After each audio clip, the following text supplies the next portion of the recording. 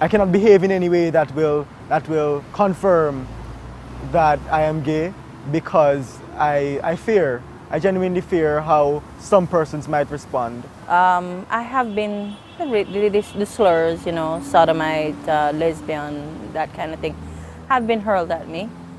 I came out one Saturday night and found a note etched in the dust on my rear windshield and on the side, "Batman for dead." Lesbians are murdered, all right? A lot of us are raped, especially the more masculine ones. We have to take, public transportation with risk, walk about in the public thoroughfares under great threat, and unless we can insulate ourselves, we're vulnerable.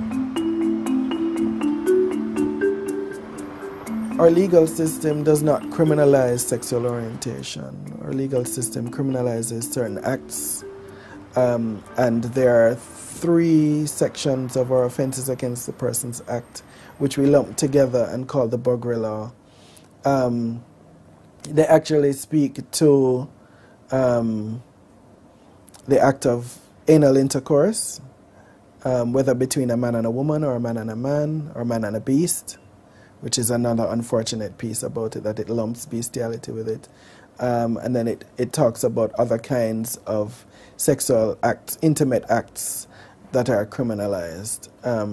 So it really is just, it's not criminalizing orientation, but certain kinds of acts that suggest a certain kind of orientation. The churches have a lot to answer for, because you have to fall within a certain framework, a certain ideal, as they would put it. And if you fall anywhere outside of that, you are not worthy of that quality of citizenship. I was born here. My parents were born here. And that inherent right that I have as a Jamaican to the equality should be afforded to everyone. We are considered a Christian society. And the Guinness Book of Records will say we have the most churches per square mile. But that also presents a lot of problems, because we find, though, that the intolerance is fed a lot by fundamentalist Christian beliefs, and an inability to attempt to negotiate the issues when they come upon you. And so rather than engaging with them, you disconnect with them and disconnect with that person whom you identify as, and then push them out.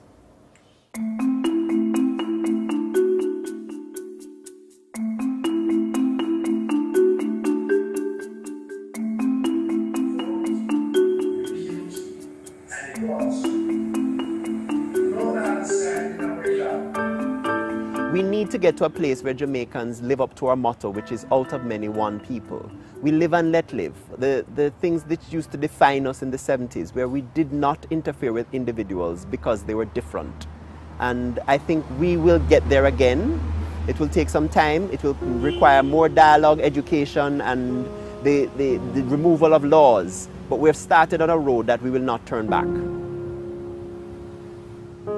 My parents love me, and they love me because they've pushed through all the fear and anxiety and hate that they've been socialized to have or to feel about LGBT people. And they've come to recognize that, yes, I'm their child and I'm deserving of love. I want more Jamaican parents to be aware of that story, and that many Jamaican parents here have done something very powerful by deciding to love their children regardless of their sexual orientation.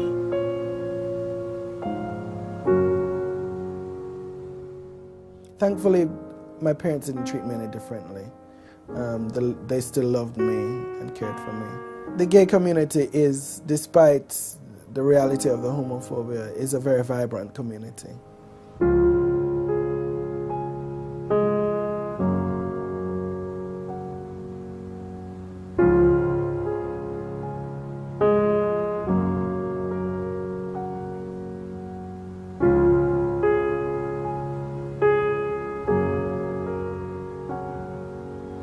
When I'm at a party and I'm surrounded by LGBT Jamaican people being themselves and having fun, I feel more at home than I felt anywhere else in the world? Well, I can't live in fear. It makes no sense to cower inside my house and be afraid to walk the roads of my own country, because I'm still Jamaican and it's still my country too. So I'm not going to be reduced to a second-class citizen just because somebody is uncomfortable with my sexuality. I want to be able to be known first as a human being, then as a woman, then as a Jamaican. And that's all that matters. I deserve nothing less, and that is what I'd like to see for all Jamaicans. We would be respected, we'd have full protection under the law, and we'd be seen as equal citizens. Some people might push for civil unions or marriage rights, but honestly, I just want to not be discriminated against because I'm different.